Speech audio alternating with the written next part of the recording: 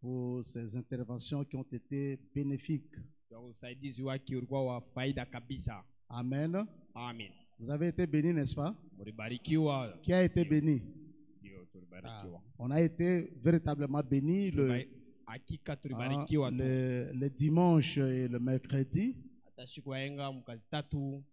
Donc c'était réellement l'une des cartouches que le pasteur a lâché. Et vous savez que dans un chargeur, on peut mettre beaucoup de cartouches. Et chaque cartouche doit être prête pour servir. Donc, le pasteur il tient l'arme. Et quand il charge, la cartouche qui est dans le chargeur doit être prête pour éclater.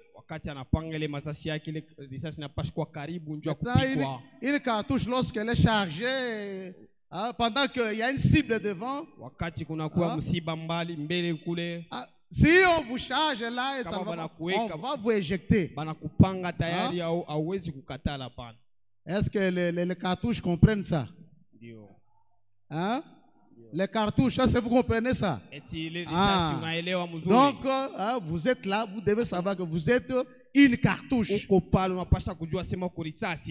le moment vient là, on tourne au belé, il faut être là et ça tire, ça sort. On tourne le canon vers le quartier du. Ça sort. On tourne vers Sando, ça sort. Est-ce que vous dites Amen? Est-ce que vous dites Amen? C'est ça le rôle d'une cartouche. C'est ça le rôle d'une cartouche. Et quand ça ne sort pas, on éjecte ça. Là au moins les militaires peuvent bien comprendre ça. Hein? Nous qui avons suivi la formation militaire, nous comprenons très bien cela. Et on ne va pas s'arrêter parce qu'il n'est pas sorti une cartouche. Hein? Est-ce que vous dites Amen? Est-ce que vous dites Amen? Donc c'est comme ça. Et quand une bonne cartouche est là, ça sort, ça sort. Ça atteint la cible, ça atteint la cible. Et une mauvaise cartouche, on saura que c'est une mauvaise cartouche. Je me fais comprendre. Hein? Je me fais comprendre. Une mauvaise cartouche là-bas, elle n'est pas chaude, elle est faible là. Plus son tir là, ça ne va pas au tir. Mais on ne va pas rester là-bas. Si le lion est en train de venir, mais vous avez l'arme, vous allez faire quoi? On éjecte cela. Est-ce que vous dites Amen? Est-ce que vous dites Amen? Oui, c'est comme ça. C'est comme dans une phrase française. Il y a le sujet, il y a la base et il y a les compléments. Ce sont des petites phrases que nous avons apprises même à l'école primaire. Là. Le sujet, c'est Dieu lui-même. La base, c'est le pasteur. Maintenant, il y a différents compléments. Il y a le complément d'objet direct. Il y a le complément d'objet indirect. Il y a aussi le complément circonstanciel. Hein? Il y a des compléments circonstanciels. Soit des lieux, de temps, de manière, de moyens. C'est ça la vie. Et c'est ça le français. Est-ce que vous dites Amen? Est-ce que vous dites Amen? Voilà, et c'est ça qui constitue le ministère. Hein? Même si on vous range là au deuil, ne dites pas non. Pourquoi au deuil? Mais vous n'êtes pas la base. Vous êtes le complément. Non, moi seulement au baptême. Faites-le. Moi c'est seulement l'école de dimanche. Faites-le. Si la chose est là, la chose est là. Elle se manifestera. Et si la chose n'est pas là, on constatera que la chose n'est pas là. Est-ce que vous dites Amen? Est-ce que vous dites Amen? Est-ce que nous pouvons applaudir pour le diacre? Ah, que Dieu vous bénisse. Que Dieu vous bénisse.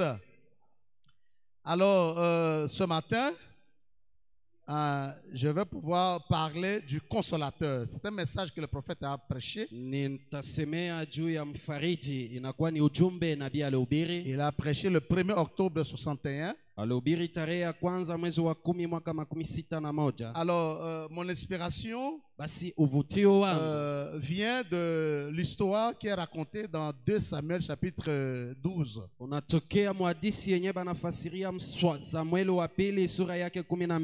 Alors, pendant le deuil, il y a mon grand frère qui est en Zambie, qui m'a consolé avec la même histoire. Et le président m'a consolé aussi avec la même histoire. Pendant que vous parlez là, vous ne savez pas ce que ça donnait dans mon cœur. Donc, c'est l'histoire de David avec Bathsheba. Quand David a commis son crime là, il a eu le premier enfant. Le premier enfant, ce n'était pas Salomon. Non, le premier enfant, ce n'était pas Salomon. Voilà. Bathsheba a eu d'abord un enfant. Alors cet enfant-là est tombé malade. Alors quand il est tombé malade, oh, David a gémi. Il a gêné. Il s'est couché par terre. Il a imploré Dieu. Il a dit que Dieu puisse guérir son enfant. Et malgré tous les gémissements,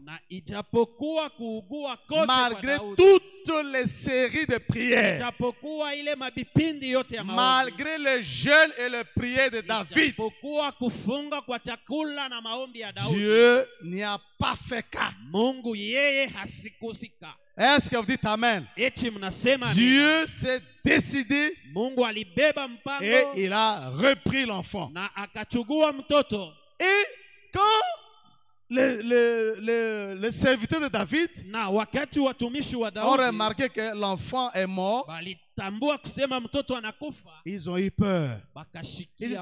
Comment l'annoncer au roi? Imaginez-vous, l'enfant était malade et le roi était dans cet état. Mais maintenant que l'enfant est mort, quel serait son état? Alors ils ont eu peur. Qui sera le premier à annoncer au roi? Et il murmurait entre eux, là, il s'est parlé là. Mais le roi comprit qu'il y avait quelque chose qui ne va pas. Il dit non, venez annoncer. C'est qu'est-ce qu'il y a? L'enfant est-il mort? Ils ont dit oui, roi, l'enfant est mort. Et à leur grande surprise, ils pensaient que oh là, il va vraiment sangloter, il va. Non. On l'a vu. Il est allé. Il a changé les habits qu'il avait. Il s'est lavé. Il s'est parfumé. Et il a dit donnez-moi à manger. Et les gens étaient surpris. Oh, roi, qu'est-ce qui se passe? Il dit mais le moment où je devais faire ça. Mais je jeûnais quand l'enfant était en vie, était malade. J'ai prié. J'ai fait tout ce qu'il fallait à mon pouvoir. Je l'ai fait. Mais tant que Dieu a décidé que puis-je faire devant la volonté de Dieu, qu'est-ce que je puis faire? Il a décidé. Et David est allé maintenant consoler Bathsheba. Et nous allons parler du consolateur. Le consolateur. Amen. Amen. Alors je vous prie maintenant de vous lever. C'est le prophète qui a prêché cela. Le consolateur. Il a prêché ça le 1er octobre 61. Nous allons lire dans 3 endroits. D'abord dans Jean chapitre 14, verset 12 à 26.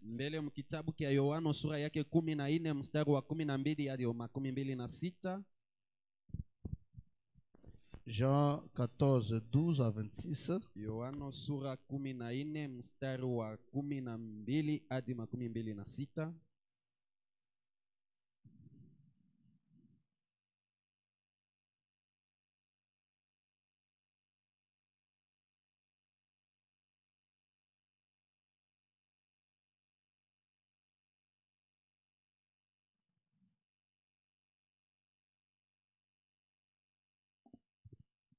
Jean 14, 12 à 26, la Bible dit, nous lisons cela au nom du Seigneur Jésus-Christ.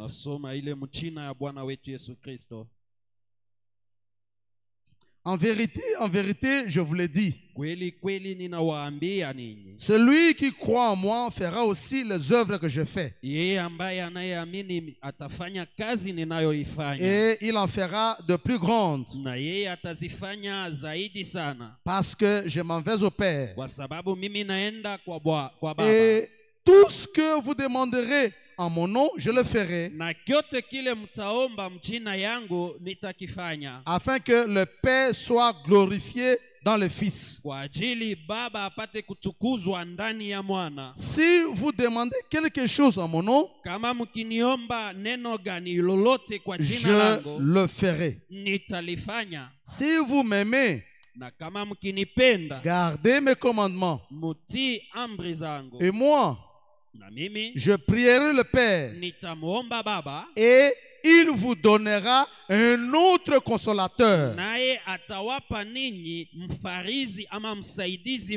afin qu'il demeure éternellement avec vous. L'esprit de vérité que le monde ne peut recevoir parce qu'il ne le voit point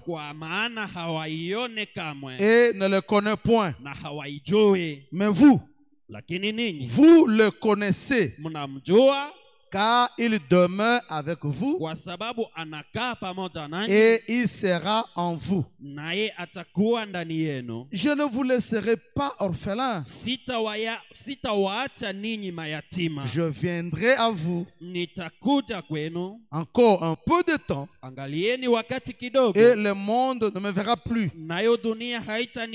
Mais vous me verrez car je vis et vous vivrez aussi.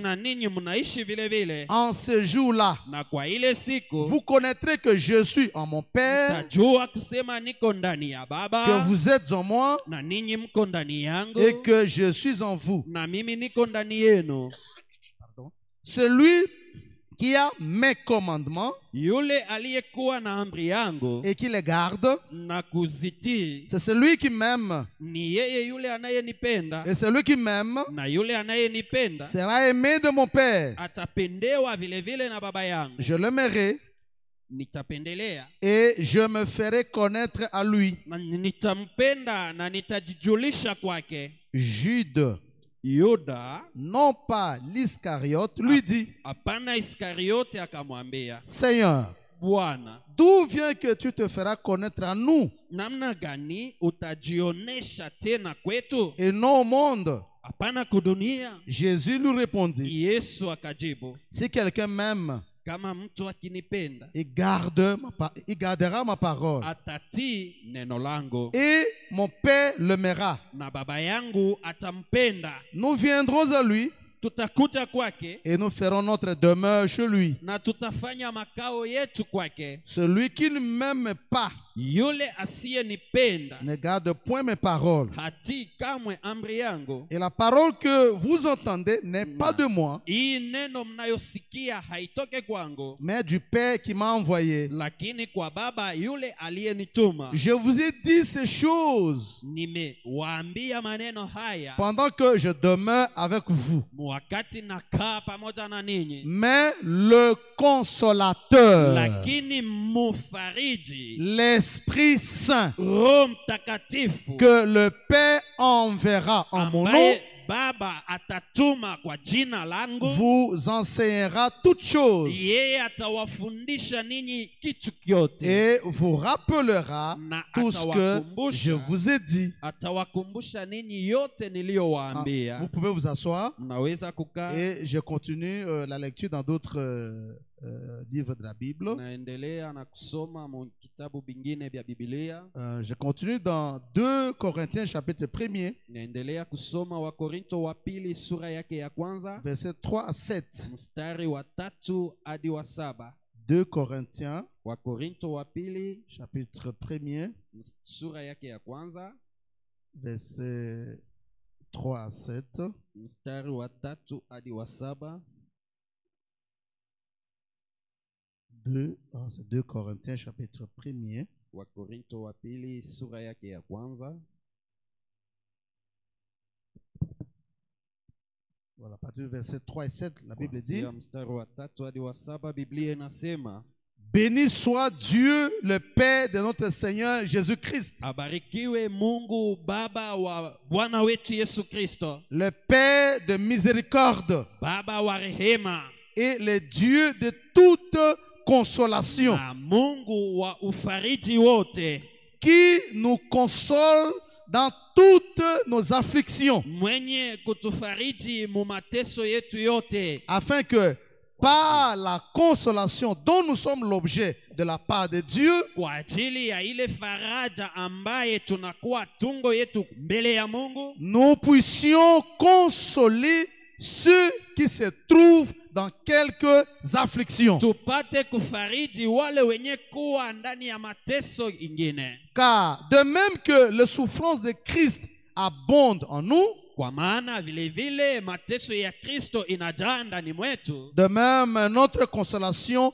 abonde par Christ. hata vile vile faraja yetu inajaa ndani ya Kristo. Si nous sommes affligés, Kama tuko wenye kuteswa, c'est pour votre consolation ni kwa ajili ya faraja yetu et pour votre salut. na kwa ajili ya wokovu wetu. Si nous sommes consolés, Na kama tuko wenye kufarijiwa, c'est pour votre ni consolation kwa ajili ya faraja yetu qui se réalise par la patience yenye kufanyika kupitia uvumilivu, à supporter le même souffrance que nous endurons. mukuvumilia ile mateso moja moja yenye tuko kabisa na vumilia. Et notre espérance à votre égard Na yo tumaini yetu kwa ajili yenu est ferme, iko yenye kudumu, parce que nous savons que kwa maana tunajua kusema si vous avez part aux souffrances, kama ninyi muko na mateso,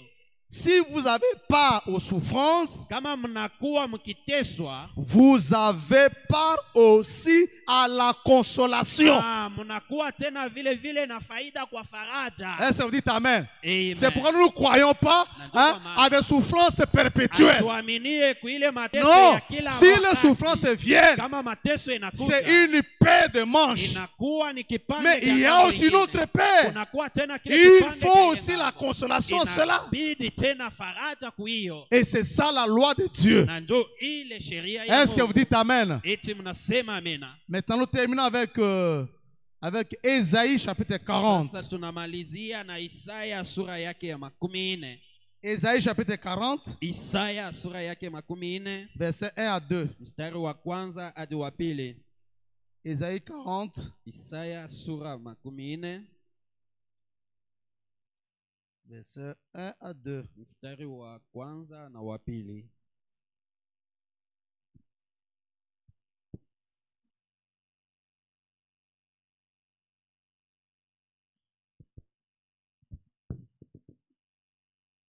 Isaïe 40, la Bible dit ceci. Biblia inasema hivi.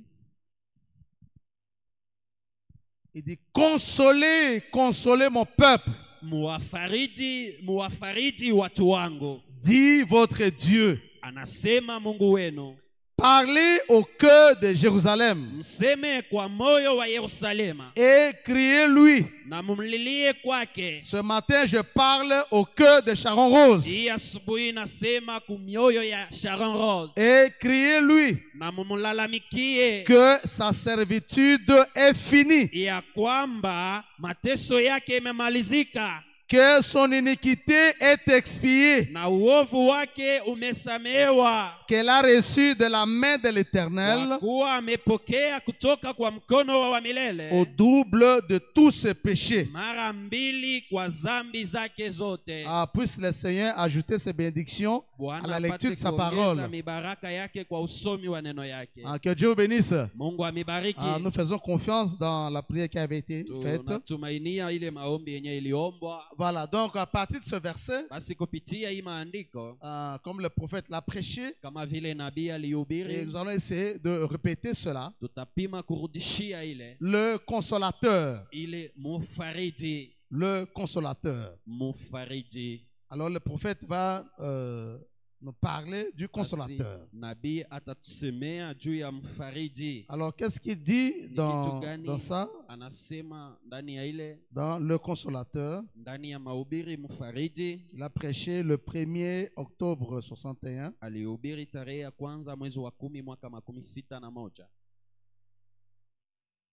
Paragraphe 46 à 49. 46 à 49.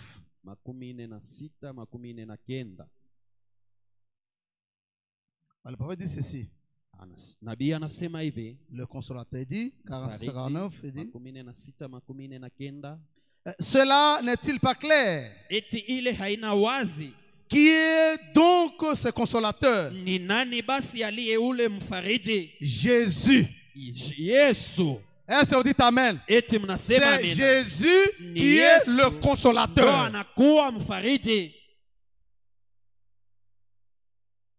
Voyez-vous? Il a dit, je prierai le Père, il vous enverra un autre consolateur,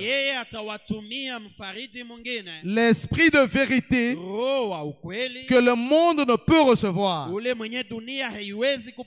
car il ne le connaît point et ne le voit point, ou le voit ne le connaît point.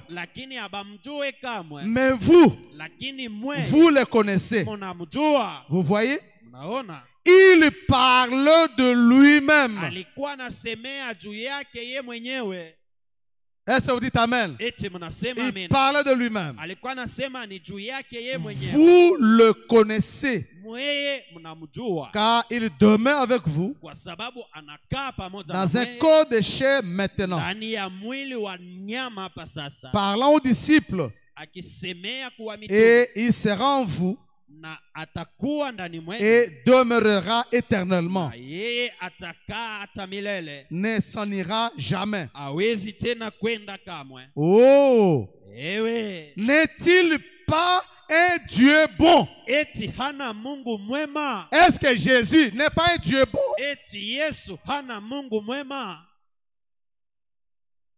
Jésus est si bon envers nous. Yesu anakuwa mwema zaidi juu yetu. Est-ce qu'il est si bon envers vous? Eti eko mwema tena juu yenu. Et c'est bien dit que na inasemwa mzuri notre Dieu est un Dieu bon. Mungu wetu ni Mungu mwema. Il est si bon envers ses enfants. Eko mwema sana kwa watoto yake. Il nous a donné tout ce qui est bon. Alitupatia byote byenye kuwa bizuri. Il a pourvu à tout ce dont nous avons besoin. Vous pouvez dire avec sincérité, notre Père qui est aux cieux, parce qu'il est un Père. Est-ce qu'il est votre Père? Il est un Père. Eh bien, que nous soyons désobéissants, bien que nous soyons arrogants, il pourvoit toujours à nos besoins sans distinction, que nous soyons bons ou mauvais. Il nous donne de la nourriture à manger, des habits à porter et une maison où habiter. Oh, il est vraiment bon. Si nous pouvions seulement regarder autour de nous et compter les bonnes choses qu'il nous a accordé, nous n'en finirons pas. Et si vous étiez sans yeux, et si vous étiez sans nez, sans bouche, sans oreille, et si vous étiez sans pied, ou sans membres, et ne pouviez pas marcher, mais vous voyez, il vous a donné des pieds. Il vous a donné des pieds. Est-ce qu'on peut taper ces pieds-là pour celui qui nous a donné? Tapez vos pieds pour Jésus. Tapez vos mains pour Jésus. Bien-aimé, louez Dieu pour ça. Il y a des gens qui n'ont pas de pieds. Ils n'en ont pas. Il y a des gens qui n'ont pas de main. Il y a des gens qui n'ont pas Dieu. Il y a des gens qui n'ont pas mangé. Oh, mais Dieu te donne d'abord les membres que tu as. C'est suffisant. Soyez reconnaissants pour cela. Est-ce que vous dites amen? Oh, qu'est-ce que Dieu a fait pour moi? Attention, regarde-toi, c'est que tu es là, mais ça vaut. J'ai vu des gens qui mangent avec les orteils, avec le pied. Mais est-ce que toi tu manges avec les pieds? Tu manges avec le main. Glorifie Dieu pour cela. Il y a des gens qui dorment à la belle étoile. Mais toi, tu as un toit. Glorifie Dieu. Sois reconnaissant.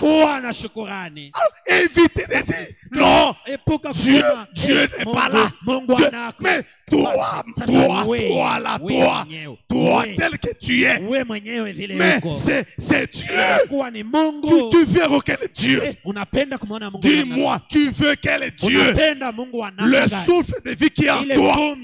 Sois-en reconnaissant. Est-ce que vous dites amen?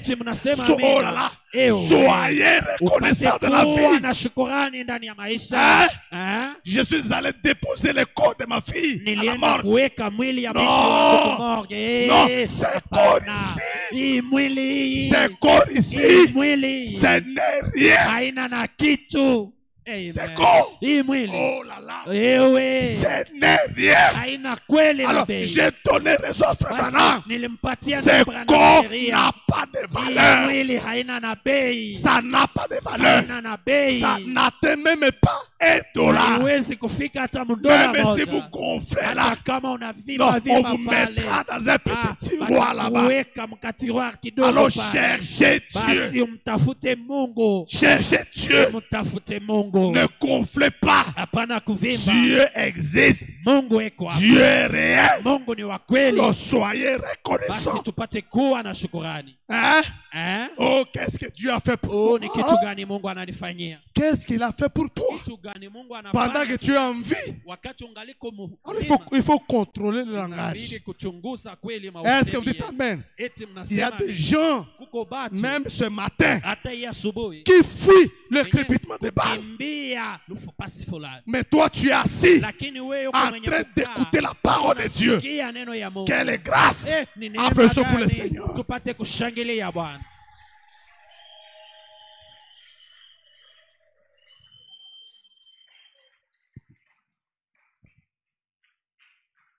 Si nous pouvions seulement regarder autour de nous et compter les bonnes choses qu'il nous a accordées, nous n'en finirons pas.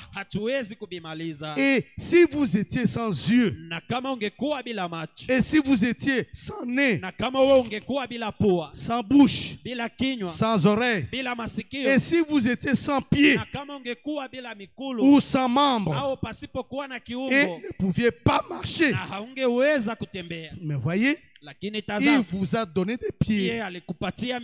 Et si vous n'aviez pas Dieu et les yeux et ne pouviez pas voir, et même si vous pouviez entendre du bruit,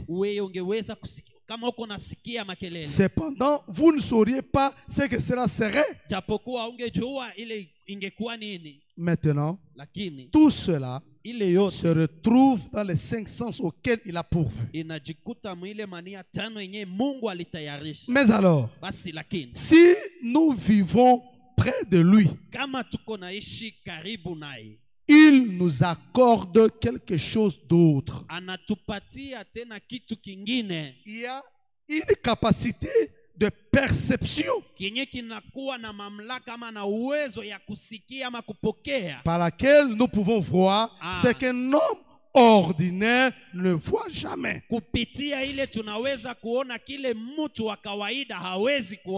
Quand nous sommes nés de nouveau, nous le voyons. Un homme naturel, charnel, ne verra pas Dieu. Mais un homme spirituel, il verra Dieu partout. Partout. Dans la nature, il verra Dieu. Dans sa vie, il verra Dieu. Mais un homme charnel, non, il ne verra rien. Pour lui, il pense que dormir et se réveiller, ce sont ses efforts. Ou ce qu'il a eu, c'est grâce à ses propres efforts. Mais un homme spirituel a une autre perception. Est-ce que vous dites amen? Parce qu'il est né de nouveau. Il y a une capacité de perception par laquelle nous pouvons voir ce qu'un homme ordinaire ne voit jamais.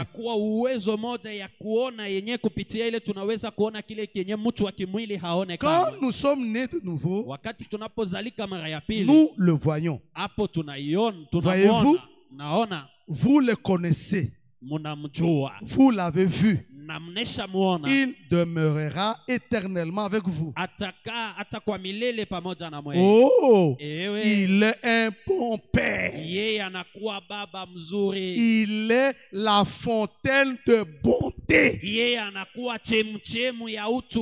La grande source de toute bonté. Et la paternité revient à notre Dieu. Il est si bon envers ses enfants croyants. Est-ce qu'il y a des croyants? Y a-t-il des croyants? Et quand vous êtes croyant, notre Dieu est si bon envers chacun de vous. Et ça suffit de savoir que Dieu est bon envers vous. Et tout ce que Dieu fait, tout ce qu'il fait est bon. Amen. C'est vrai. Je n'entends pas de amen. Je dis bien, tout ce que Dieu fait est bon. Amen. Tôt ou tard, nous comprendrons. Est-ce que vous dites amen? Tout ce que Dieu fait est bon. C'est pourquoi ne le jugez pas.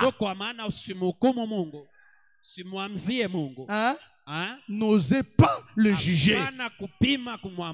Tout ce qu'il fait, c'est bon. Est-ce que vous dites amen? Parce qu'il est Dieu bon. Amen. Amen. Donc Jésus-Christ est le consolateur. C'est lui qui nous console. Et une consolation qui vient de Dieu, c'est une consolation suffisante. C'est une consolation satisfaisante. L'homme est limité, même dans ses mots. Mais la véritable consolation, c'est la consolation qui vient de Dieu. C'est pourquoi appuyez-vous sur Jésus, le véritable consolateur. Est-ce que vous dites amen? Celui qui ne déçoit jamais, il prendra soin de vous. Il est si bon envers chacun de ses enfants. Est-ce que vous dites amen? Donc, qu'est-ce que le Saint-Esprit? Du 16 décembre 59. Qu'est-ce que le Saint-Esprit? Du 16 décembre 59. 16 décembre 59. 16 décembre 59. Au paragraphe 57.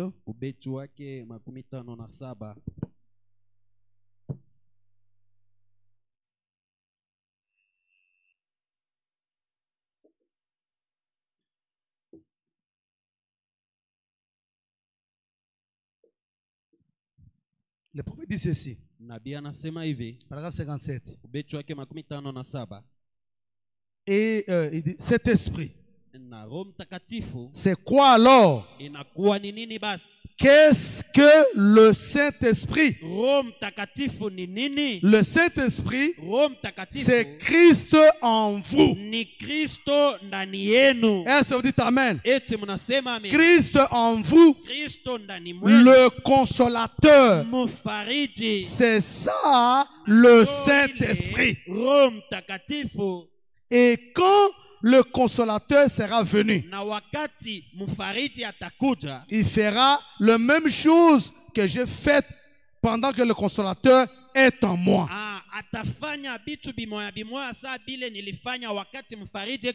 Je prierai le Père et il vous donnera ce consolateur.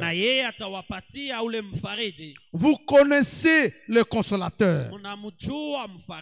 Le monde ne le connaît pas, ne le connaîtra jamais. Mais vous le connaissez. parce qu'il demeure avec vous en ce moment. C'est Jésus qui parle. Mais il sera en vous. Vous y êtes donc. C'est ça le consolateur. Sera en vous. Je ne vous laisserai pas orphelin. Je viendrai à vous. Eh bien, c'est ça le consolateur. Christ. Voilà, c'est que le Saint-Esprit. C'est Christ. Encore un peu de temps. Et le monde ne me verra plus. Mais vous me verrez, car je vis et vous vivrez aussi. Amen. Le consolateur, c'est le Saint-Esprit. C'est celui-là qui nous console. Quand le moment sont difficiles, quand les situations sont difficiles et que vous avez le Saint-Esprit, lui, il est le tampon. Il temporise la situation. Il maîtrise la situation. Est-ce que vous dites Amen? Et la véritable consolation ne vient que du Saint-Esprit. Celui qui a le Saint-Esprit, c'est celui-là qui est consolé. Et ce matin, je voudrais consoler ces gens-là. Est-ce que vous dites Amen? La véritable consolation qui vient du Saint-Esprit. Le Saint-Esprit, son rôle, c'est de nous consoler, d'amener la tranquillité, d'amener la paix, l'apaisement, de calmer la douleur, d'amener le soulagement, d'amener la satisfaction. C'est ça le rôle du Saint-Esprit. Il est là pour ça, pour nous consoler. Amen. Amen. Nous retournons maintenant dans le consolateur. Et c'est cela que nous allons lire jusqu'à la fin. Le consolateur, à partir du paragraphe 57. Le consolateur du 1er octobre 61. 1er octobre 61. À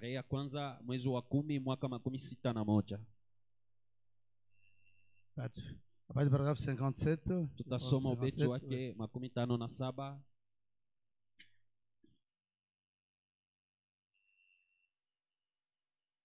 Voilà. Et quand un homme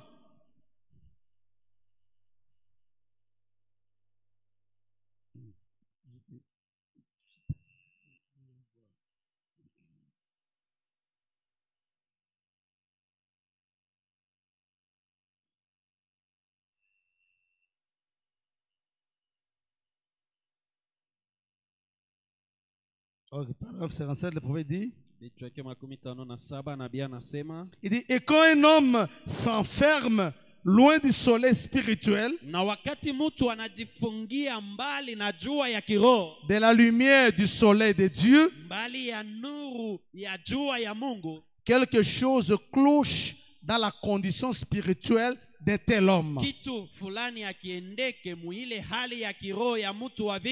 Car lorsqu'il refuse de marcher sous la conduite d'un Dieu bon, comme notre Dieu,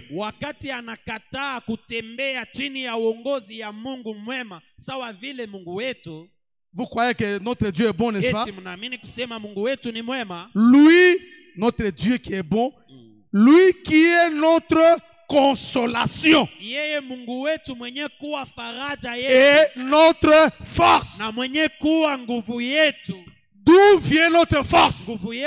Notre force vient de notre Dieu qui est bon. D'où vient notre consolation? Notre consolation vient de ce Dieu-là qui est bon. Est-ce que vous dites Amen? C'est de lui que vient notre consolation, notre satisfaction. Nous ne trouvons pas notre satisfaction en dehors de Dieu. Il n'est que notre Dieu qui soit la source de notre satisfaction, de notre consolation. Amen. Amen. C'est Dieu-là qui est bon. Lui qui est notre consolation et notre force. Et vivre au soleil de notre Dieu, c'est grandir spirituellement. Vivre sous son soleil, la lumière de sa gloire. C'est cela, avoir la force spirituelle. Eh bien, c'est le plus grand privilège que nous ayons. Vivre au soleil de la gloire de Dieu. Considérez ce brave chrétien qui rayonne de santé. Donc, dans le soleil qui se lève naturellement a une puissance vivifiante. Ces rayons ont de puissance.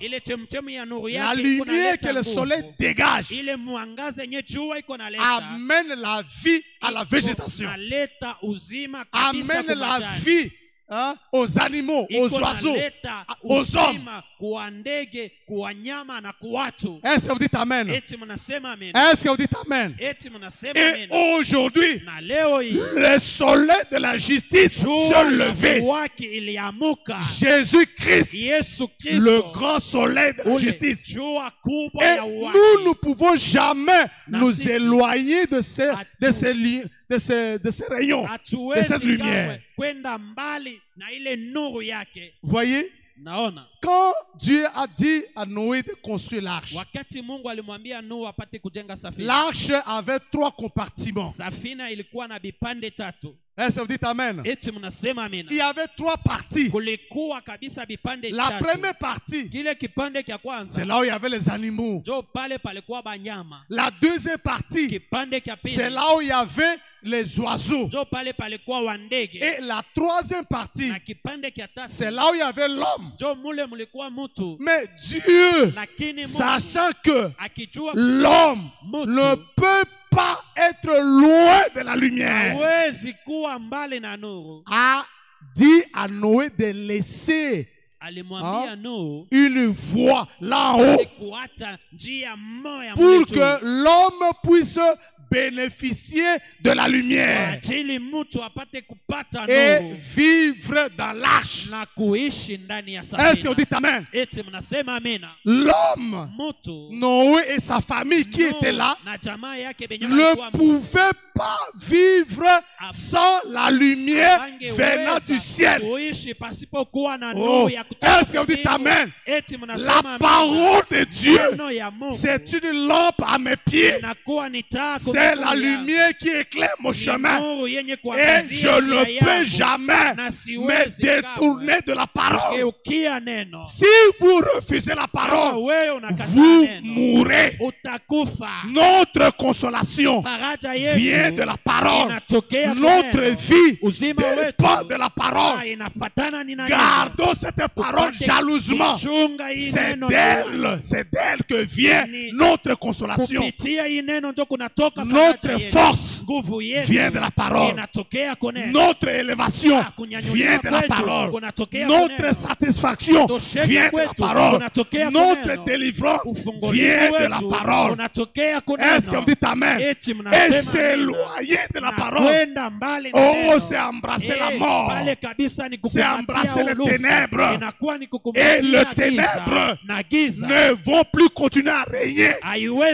La lumière doit briller, et une lumière forte, et que cette lumière de la parole puisse nous éclairer dans tout, éclairer notre maison, éclairer notre foyer, éclairer notre travail, éclairer notre église, éclairer chacun de nous.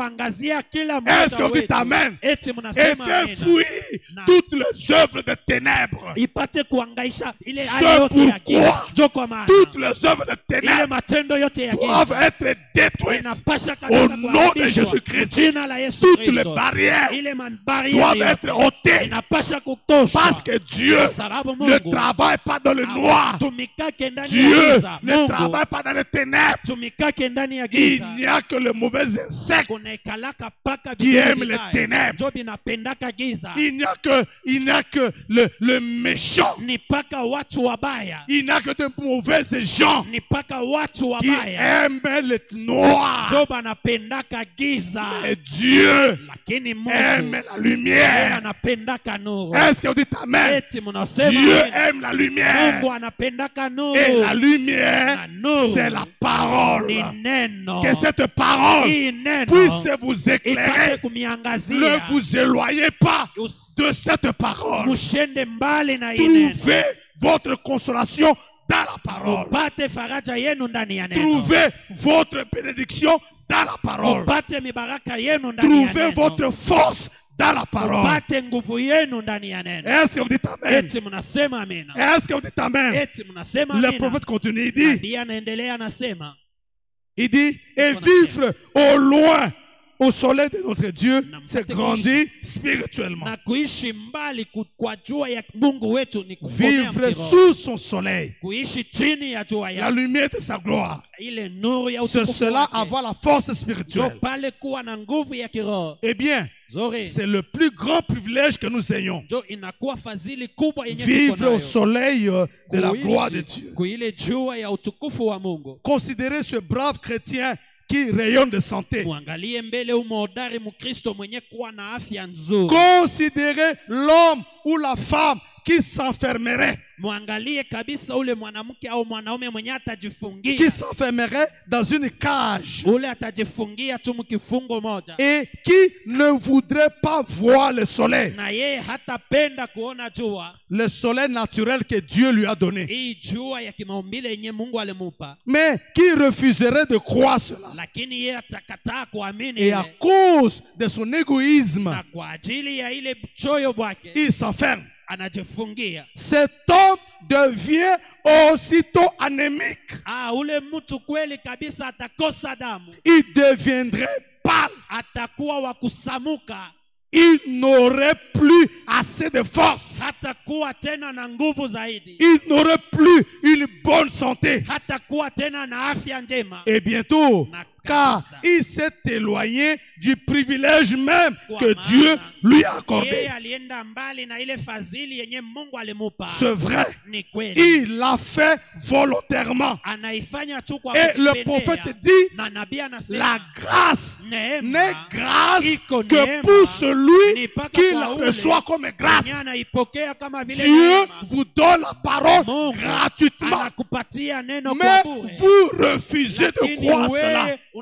Il vous montre la voie à suivre, le chemin à suivre, mais volontairement, vous refusez. Le prophète continue, dit, vous voyez, si vous n'utilisez pas une brosse à dents et un dentifrice, vos dents pourriront. Vrai ou faux? Ça va pourrir.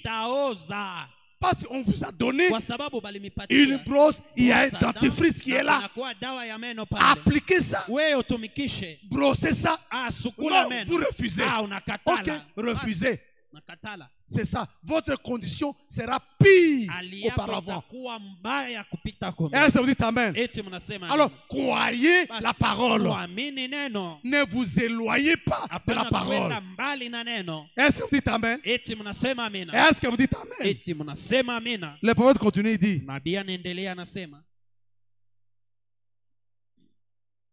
si donc,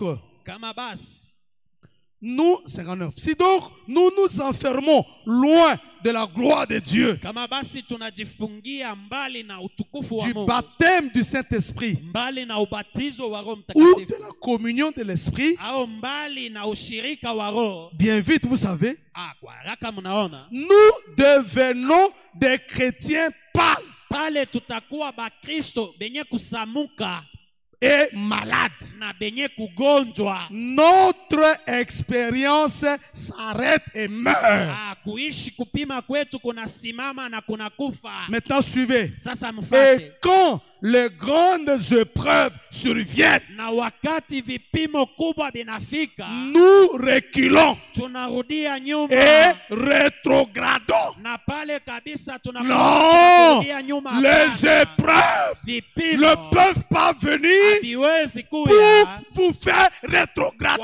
Est-ce que vous dites amen? Est-ce que vous dites amen? Les épreuves sont plus précieuses que de l'or. Est-ce que vous dites amen? Parce que aussitôt éprouvé, Dieu vous console. Dieu vous console.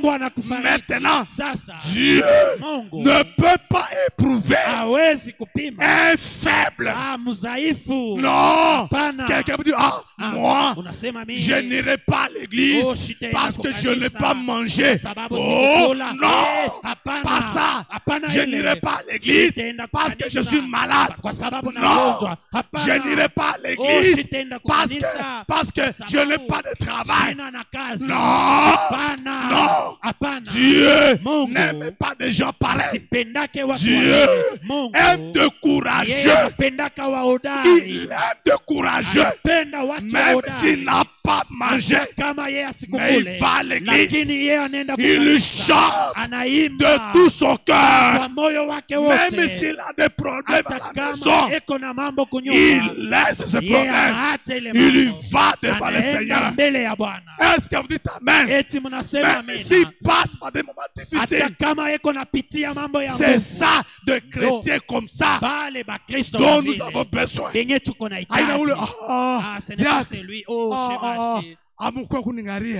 Alors, c'est fini. Un faible, un fainéant, c'est le diable qui t'a appelé à l'église. C'est le diable qui t'a appelé. Non, pasteur Choukouye. Pasteur Choukouye. Pasteur Ndjomungu. C'est le pasteur qui est Dieu. C'est le pasteur qui est Dieu. Pasteur Ndjomungu. S'il ne vient pas, où est le problème? Aime ton Dieu, va de l'avant. On a des gens comme ça, de faibles. Parce que une petite épreuve là, et c'est fini. Non, c'est fini. Non, j'appelle le Dieu. On n'est pas venu me consoler. Toi, tu as déjà consolé combien? Hein? Toi, tu as déjà consolé combien? Quand tu veux condamner, toi tu as déjà consolé combien? Non, j'étais malade. On n'est pas venu me regarder. Quand les autres sont malades, toi tu le visites. Toi tu le visites. On est prêt à condamner. Hein?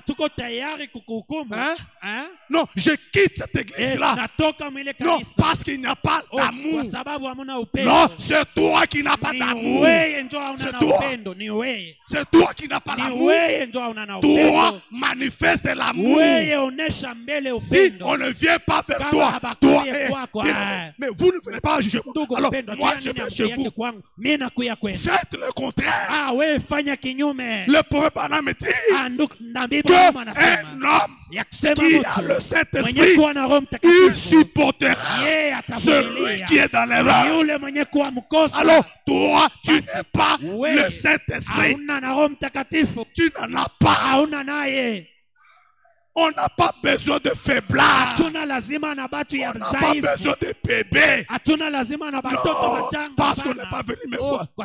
Donc ici, c'est une association de bienfaisance. Ici, c'est l'église du Dieu vivant. Nous sommes un peuple sorti pour le ciel. Nous ne formons pas un club d'amis. Ce n'est pas une association socio-culturelle. Ce n'est pas les divas. Ce n'est pas les divas. Ce n'est pas le couliva. Ce n'est pas le Twibwinge. Ce n'est pas le Bulubaïboukat. C'est le message. C'est la parole. Et nous sommes ici pour aller au ciel. Est-ce que vous dites amen? Et on a besoin de chrétiens robustes qui ont la colonne vertébrale. Ils se tiennent debout. La colonne vertébrale. Mais il y en a qui sont des mollusques, des vers de terre.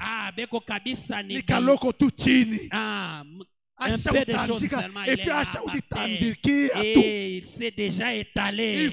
Il faut battre 10. Il faut que 10 personnes viennent pour le relever. Ça c'est quel christianisme? Il est néo-chrétien. Ça c'est quel christianisme? Il est néo-chrétien. Oh, pas ça. Est-ce que vous dites amen? Le consolateur. Le consolateur. Oh. Il faut. Il n'a pas choix. Pardon. Notre expérience s'arrête et meurt. Et quand les grandes épreuves surviennent, nous reculons et nous rétrogradons. Paragraphe 60. Paragraphe 60. Il faut ce soldat.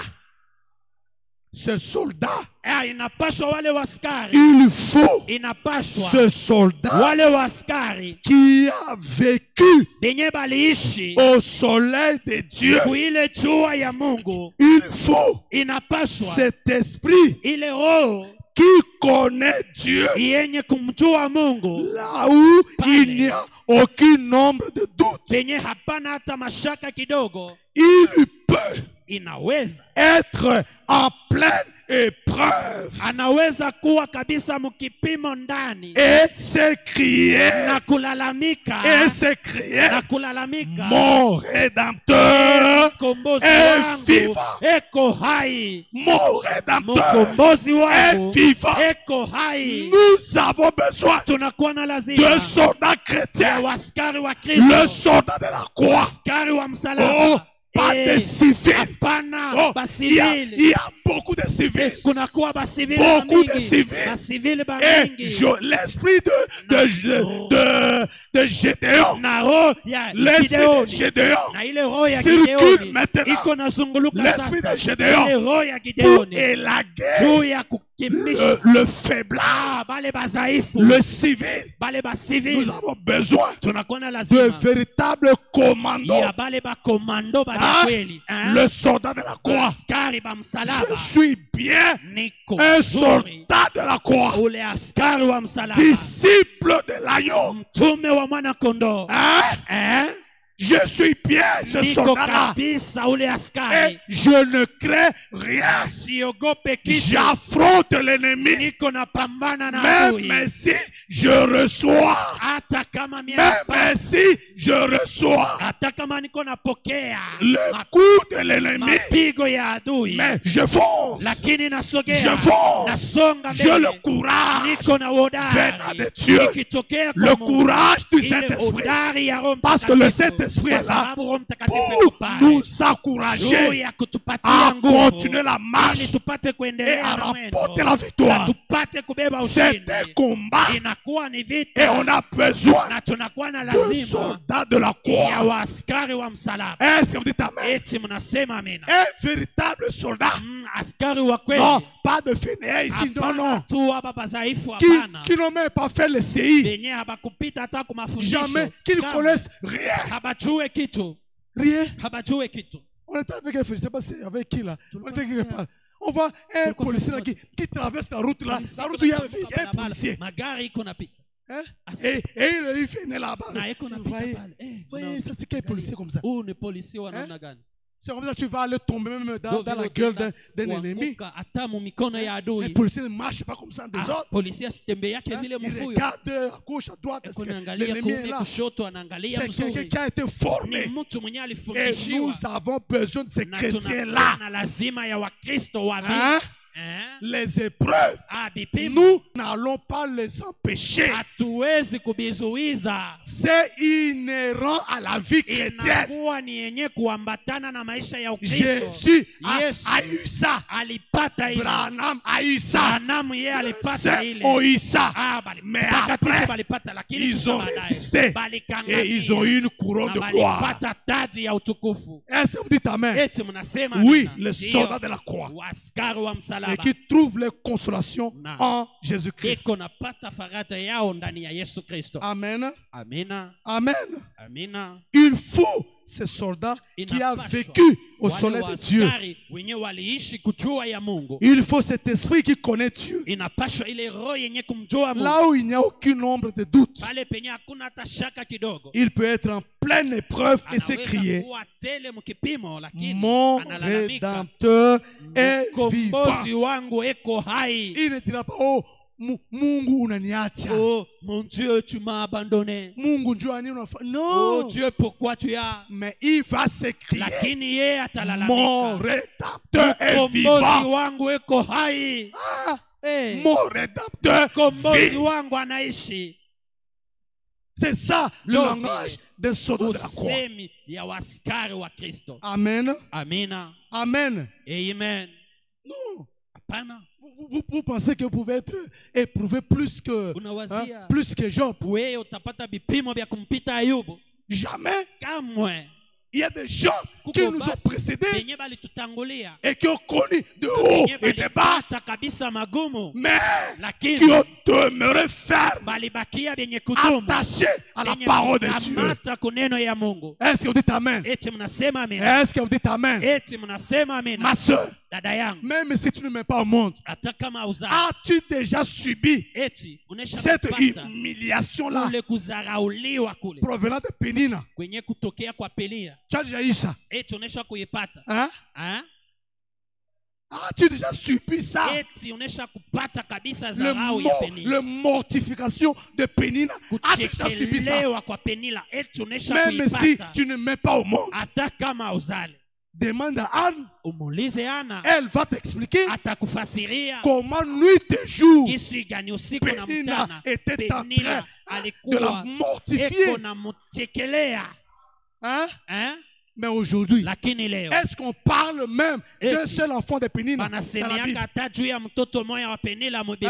Un seul enfant de Pénina. Vous connaissez même un seul nom. Mais nous connaissons l'unique nom de l'enfant de Anne. Et c'est ce que Dieu fera avec toi. Alors, Prends courage, ma soeur. Prends courage. Sache que Dieu va t'honorer. Dieu va enlever la honte. Et ce matin, c'est la parole de la consolation. Alors que Dieu puisse vous consoler. Là où on s'est moqué de vous, que votre pénina, que votre pénina soit dans la honte, soit dans la confusion, que tes amis, comme ceux de Job, qui se moquaient de Job, tout ça, oui, je sais que mon Rédempteur est vivant. Je sais que mon Rédempteur est vivant. Et je dis avec assurance que mon Rédempteur est vivant. Est-ce que vous dites Amen? Est-ce que vous dites Amen? Non, ma soeur, vous n'avez pas encore subi. Demandez à Sarah. Demandez à Sarah. Elle vous dira comment Agar se moquait d'elle. Mais vous, qui se moque de vous? Et pour vous ne prenez pas courage. Dieu vous honorera. Dieu vous consolera. Dieu essuiera le larme de vos yeux. Est-ce que vous dites Amen? Notre Dieu, il est le consolateur. Alors il continue de dire 61. Nous nous enfermons. Et c'est automatiquement qu'on le fait. Nous le faisons parce que nous le voulons. Mais Dieu est bon. Il nous l'accorde. Mais aujourd'hui, beaucoup ne veulent pas entrer dans cet endroit salubre pour être avec Dieu. Être un chrétien en bonne santé et avoir un esprit saint. Vous voulez certainement maintenir votre corps en bonne santé. N'importe qui le veut. Eh bien, ce corps, peu importe ce que vous faites, pour que ce corps soit en bonne santé, il leur retournera la poussière. Attends la foi à Dieu. Attends la foi à Dieu. Quel que soit ce que tu peux. Mais oh mon frère, cette âme ne peut pas devenir trop saine. Chaque fois qu'elle grandit, elle grandit en force, en grâce et dans la puissance de Dieu. Il nous faut marcher sous le soleil de Dieu, car il est bon. Est-ce que notre Dieu est bon? Nous devons marcher avec lui, le suivre. Amen. Amen. Alors, paragraphe 68, il dit, eh bien, nous avons une responsabilité sacrée. Vous savez ce que c'est qu'une responsabilité? Et nous avons un héritage. Un héritage que nous avons acquis en tant qu'enfants qui croient.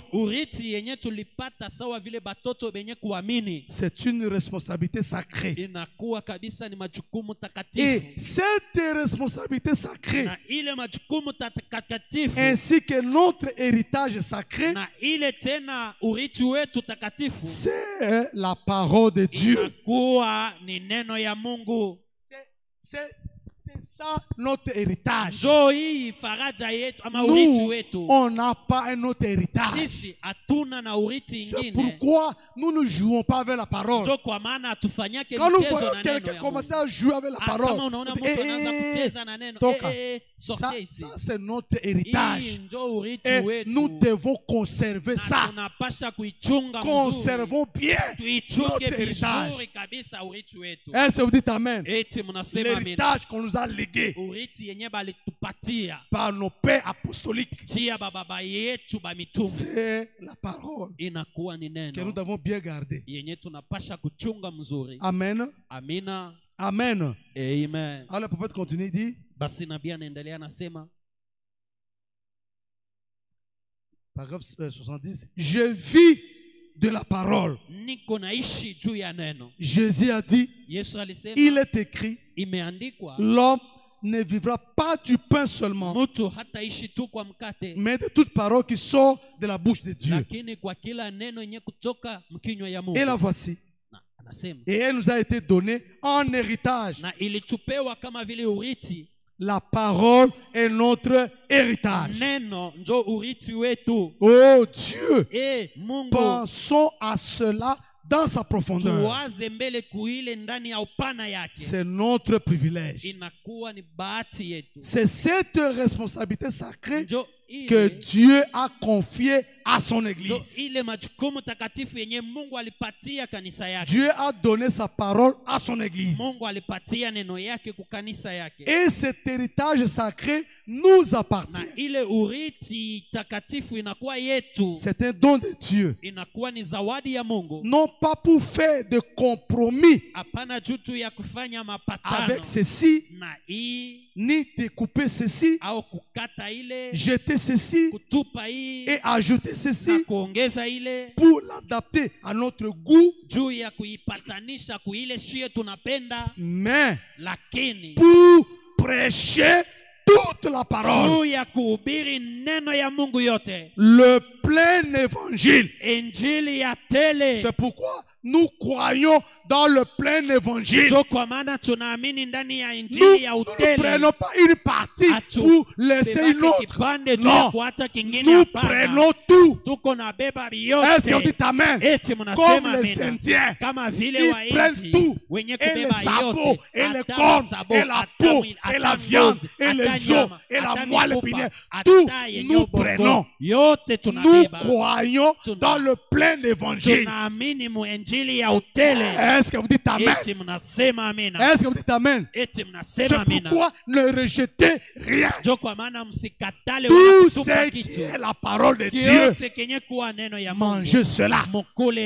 Ça a de rôle à jouer dans le corps. Même dans le naturel, il y a quand même diversité de nourriture. Tout cela, ça forme le corps. Hein? Vous n'allez pas vous baser sur les catégories. Et c'est ça le type de chrétien que nous avons, de croyants que nous avons aujourd'hui. Vous aimez les sucres, les sucres, les sucres. Oh, utapata hemorrhoïde kilonda ntumbo, utapata diabète, utapata maladie ya sukari. Mais quand tu prends un peu, tu équilibres aussi avec du sel, tu équilibres avec de l'huile, tu équilibres avec les légumes, avec la viande, avec ceci et cela. C'est ça qui donne de la vitamine correcte pour le corps. Et c'est comme ça avec la parole de Dieu. Nous prenons tout. Est-ce que vous dites amen? Alors le prophète continue, il dit,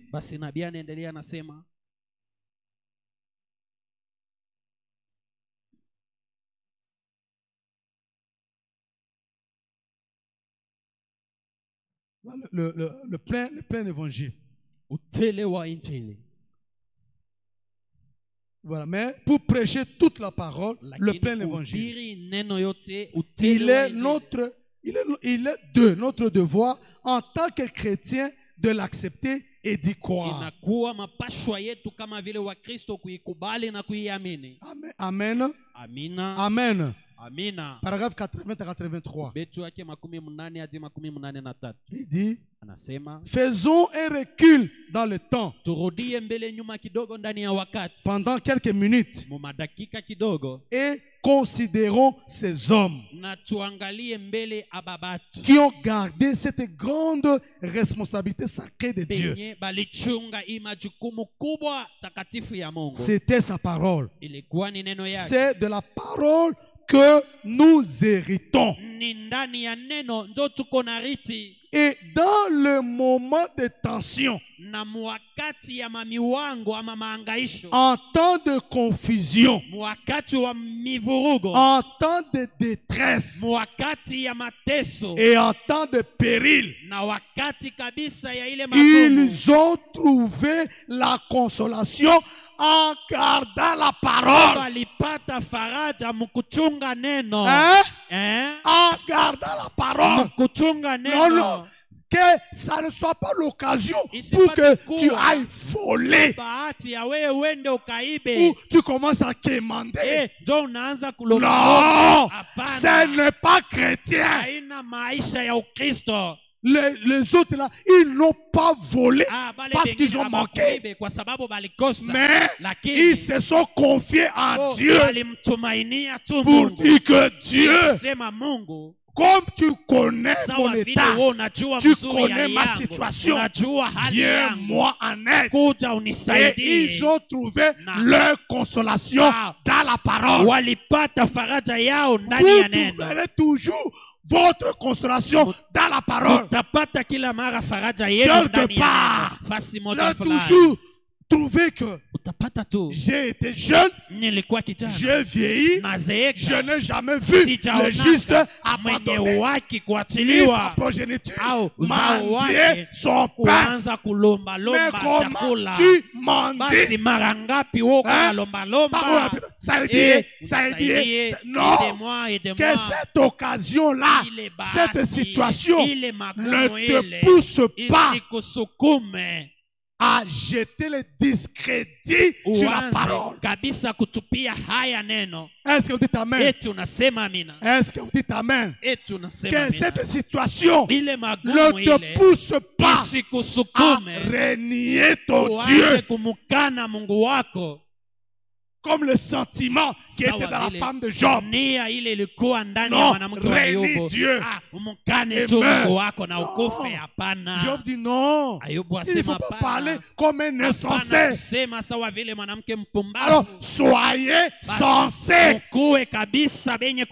que vous dites amen? Quelles que soient les circonstances, gardez la parole.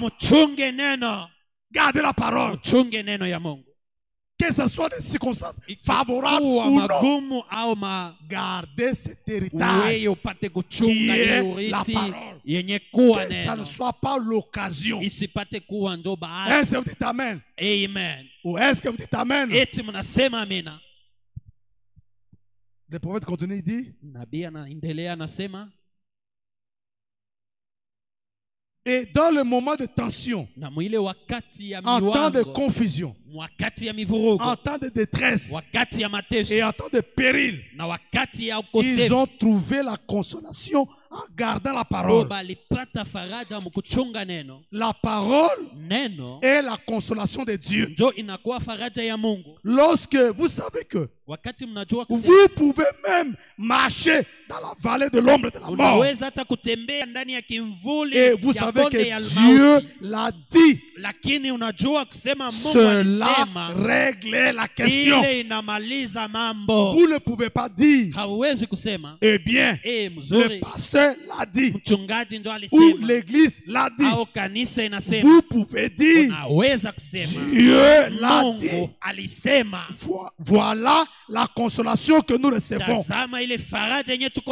C'est là que je peux trouver la consolation maintenant. C'est là que vous trouvez votre consolation. Amen. Amen. Notre consolation vient de la parole de Dieu. Alors, je voudrais terminer. Paragraphe 108. Rapidement pour terminer, le prophète dit, citons-en un autre exemple pendant qu'on y est. Job. Bon, j'aime parler de Job. Que cet homme avait un consolateur. Quel était son consolateur? La parole de Dieu. Est-ce que vous croyez cela? Dieu lui avait dit qu'il était juste tant qu'il offrait cet holocauste. Job se reposa solennellement sur cet holocauste.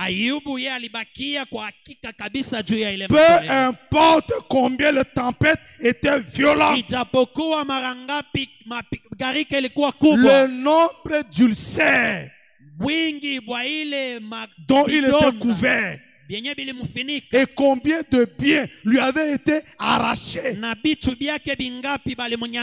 il se reposait toujours sur la parole de Dieu.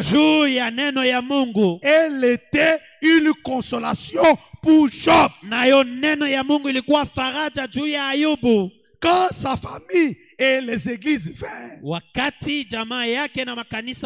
cherchant à les ramener en disant, dis donc Job, tu sais que tu as péché, tu sais que tu as mal agi. Comment Dieu pourrait-il punir ainsi un homme juste, prendre tout ce qu'il avait, prendre ses enfants, détruire son foyer et faire toutes ces choses et altérer sa santé, et le voici assis, un pauvre malheureux, et c'est ça le conseiller. Il ne manque jamais. Les conseils ne manquent jamais. De moments difficiles, ils sont toujours là. Même s'ils viennent, ils viendront toujours. Mais vous, résistez-leur avec la parole. Dites-leur, oui, c'est Dieu qui est souverain. Que la volonté de Dieu s'accomplisse. Et je sais que mon Rédempteur est vivant. Est-ce que vous dites amen? Et quand Job s'est tenu à la promesse de Dieu, à la parole de Dieu, Dieu lui a restitué tout ce qu'il avait perdu. C'est ça notre Dieu. Est Dieu de la restauration. Est Dieu de la restitution. Si du moins vous demeurez dans sa parole, si du moins vous gardez sa parole, est-ce que vous dites amen? Est-ce que vous dites amen? Lisons dans Romains chapitre 8. Romains chapitre 8, verset 33 à 39. Romains chapitre 8. Oh, allons-y. Je termine.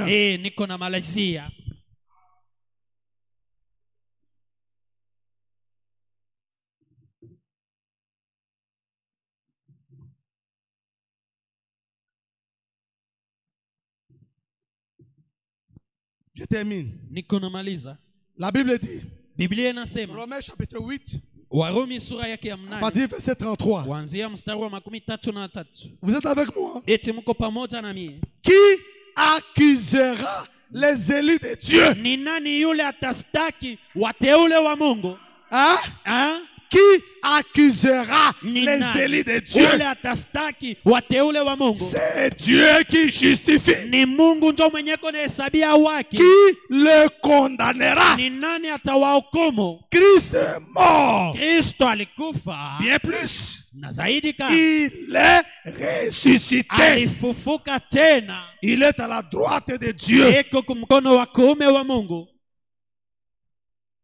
il est à la droite de Dieu. eko kumkono wa kuume wa Mungu. Et il intercède pour nous. Na tena eko naomboleza juu yetu. Qui nous séparera Ni nani de atatuachanisha l'amour de na Christ? upendo wa Kristo? Sera-ce la Eti, tribulation itakuwa ni mateso ou l'angoisse au tabu ou la persécution au ou mateso la kubwa, faim au njaa ou la nudité au utupu ou le péril au ou ukosefu l'épée, au mupanga, selon qu'il est écrit. kufatana na vile imeandikwa. C'est à cause de toi Ni kwa ajili qu'on nous yako met à mort tous les jours, jo beko na tuua kila siku, qu'on nous regarde comme des brebis destinées à la boucherie. beko na tuangalia sawa vile makondo yenye wanapanda kuwa, lakini Dans toutes ces choses, vile vitu vyote nous sommes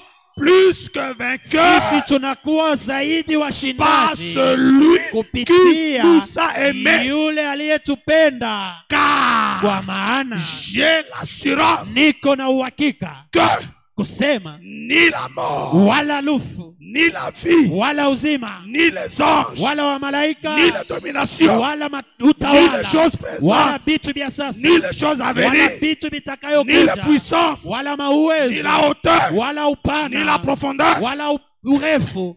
ni aucune autre créature Hakuna hata kiumbe kingine ne pourra kile nous kinaweza séparer de kutuatanisha l'amour de na Dieu upendo wa Mungu manifesté wenye à kuonekana Jésus-Christ, ndani ya Yesu notre Kristo Seigneur. Bwana wetu. Oh, Ewe, qu'est-ce qui peut nous ni kitu séparer gani kinaweza de l'amour kutatanisha de Dieu? na upendo wa Mungu? Rien, mon Hakuna frère. kitu ndugu Rien, yangu, ma soeur. hakuna kitu dada Même yangu, si hata c'est kama la mort, ikikuwa lufu, même si c'est la hata vie, kama ikikuwa même si c'est uzima, la maladie, hata kama ikikuwa même si magonjwa, c'est la souffrance, hata kama ikikuwa même si mateso, c'est le célibat, hata kama ni même umbalaka, si c'est le hata chômage, kama ni kukosa même si kazi, c'est le manque d'argent, hata kama ni ukosefu rien wa makuta, ne hakuna va kitu nous kile séparer de kinaweza l'amour de kuwatanisha Dieu. na upendo wa Mungu. Pourquoi? Juu ya nini? Parce que Kwa sababu je sais que mon najua rédempteur est sema vivant. mkombozi wangu Je yuko hai. crois cela. Naamini Et ile il a promis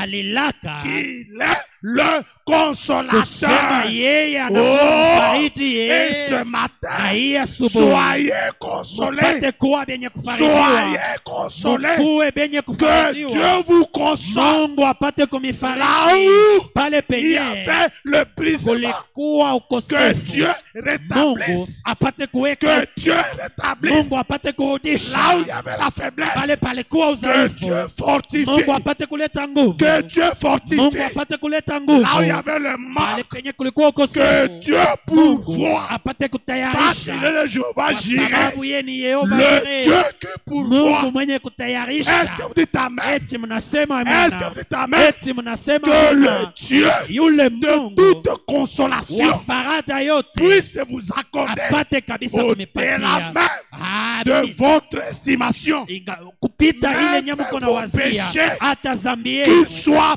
ipate pardonné, kusamewa, que toutes vos maladies magonjwa yenu soient yote ôtées ipate au kutoka nom de jina Jésus-Christ. la Yesu Kristo. Est-ce que vous croyez Eti cela? mnaamini ile, Même si vous souffrez hata kama mko na gonjwa maintenant hapa par sasa, cette kwa parole sababu de kupitia la hii neno, consolation, hii neno ya que faraja votre souffrance ya mateso yenu prenne fin. ipate kusimama, Fini la souffrance, kunamalizika mateso, fini la maladie, kunamalizika magonjwa, fini la détresse. imalizike Est-ce mateso. que vous croyez cela? Eti mnaamini C'est le ile, temps ni maintenant wakati de sasa la ya consolation. faraja, C'est le temps ni wakati d'élévation. ya C'est kunyanyuliwa, le temps ni où wakati ambaye Pénina, Penina Pénina doit maintenant applaudir anapasha sasa kupiga sur mikono tes enfants.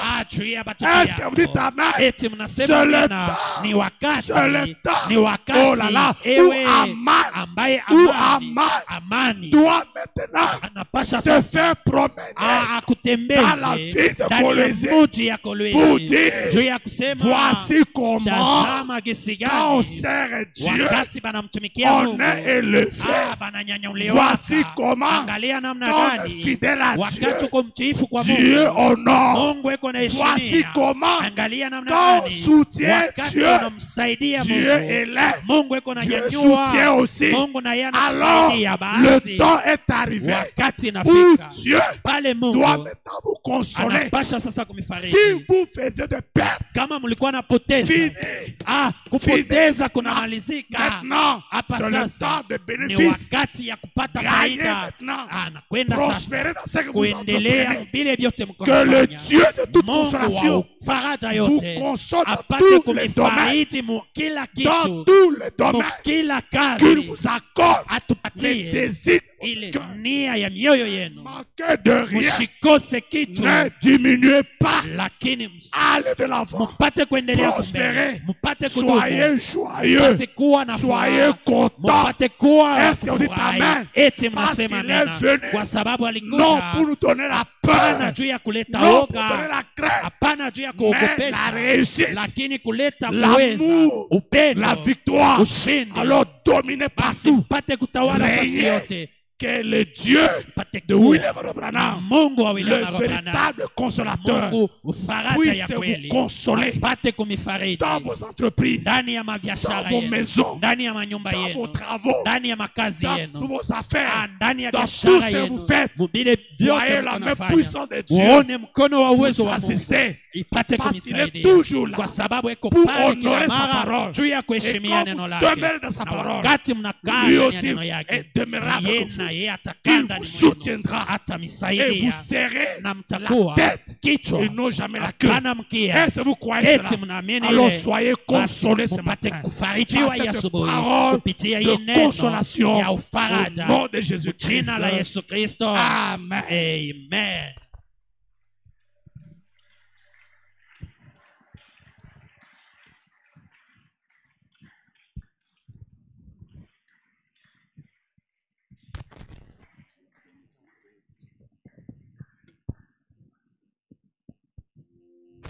Que Dieu vous bénisse. Acclamons très fort pour la gloire de notre Dieu. Nous allons nous tenir debout. Nous allons prier le Seigneur. Que le consolateur puisse consoler tous nos cœurs. Et que chacun puisse parler à Dieu pendant quelques minutes. Pendant qu'on nous entend un cantique, chacun parle à son Seigneur, tout en reconnaissant que c'est lui qui est le consolateur de tous nos problèmes, toutes les circonstances. C'est lui le consolateur. Nous allons implorer la grâce de Dieu.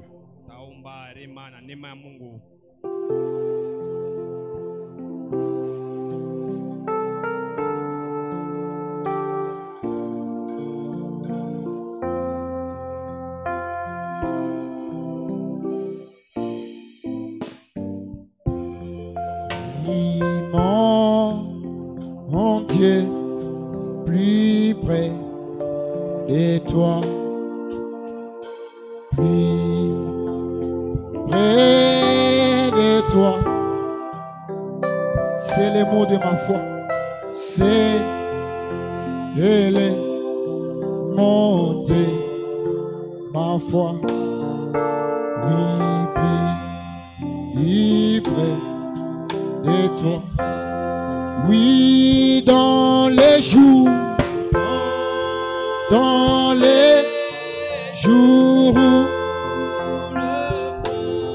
au départ des camps, Seigneur Jésus, gardez-moi près, oui, toute ma vie plus près de toi, Oui, dans les jours. Le Seigneur, mon frère et ma soeur. Dans les jours. Invoquez le nom de notre Dieu. Où les brèves. Qu'il console nos cœurs. Même toutes les afflictions qu'on peut avoir. Que Dieu nous console. Il est le véritable consolateur. Plus près de toi. Implorons la grâce de Dieu. Prions tous ensemble. De toi.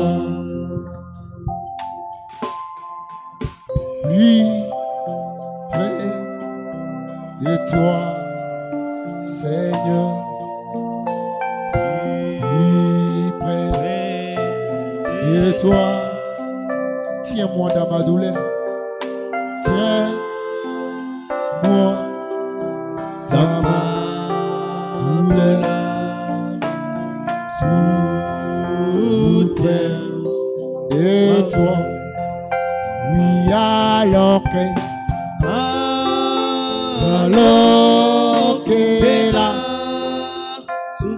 la souffrance fait son évance. Oui, toujours plus près de toi. Plus près de toi. Plus près de moi. Oui, alors que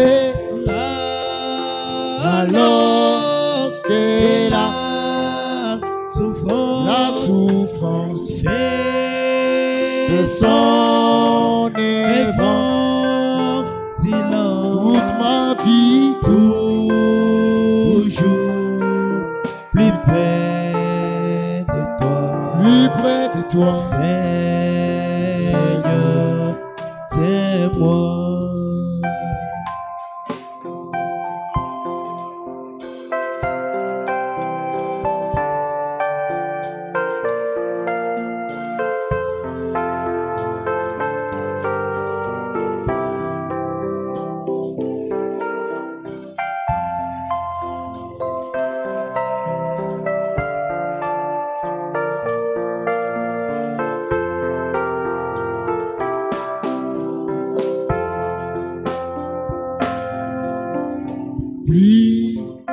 Plus près de toi, toujours. Plus près de toi. Donnez-moi ton secours. Soutiens ma foi. Oui, que Satan,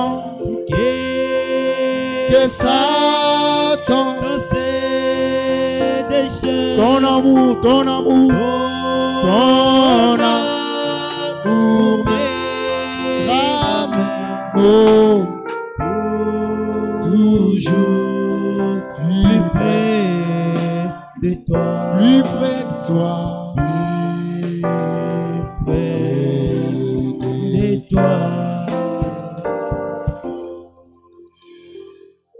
Nous allons prier. Si vous avez quelque chose autre, vous allez lever votre main pendant que nous allons clôturer.